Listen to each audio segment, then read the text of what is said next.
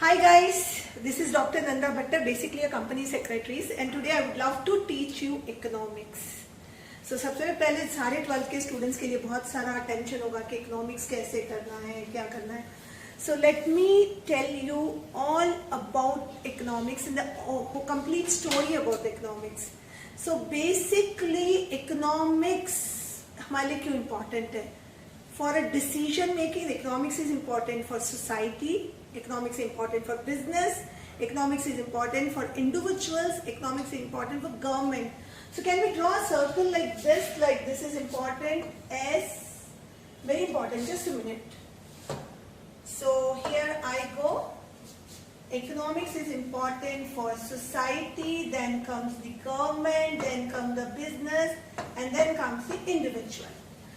So let's take, it's like you are coming in the bigger aspect is society, society के बाद government, government के बाद business, business के बाद individual.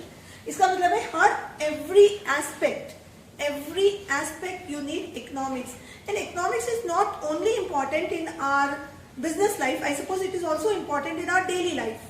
So in daily life also, whatever the decisions which you like to make, so you have to depend on economics. So some people say, is it important only for the commerce students? So I don't think so. Economics is not only important for commerce students, this is important for science students as well. Okay guys? So let's start the first aspect of economics, macro and microeconomics. Economics is being categorized into two categories. Micro economics and macro economics. हम छोटे छोटे level पे भी economics पढ़ेंगे और हम बहुत बड़े लेवल पे इकोनॉमिक्स पढ़ेंगे.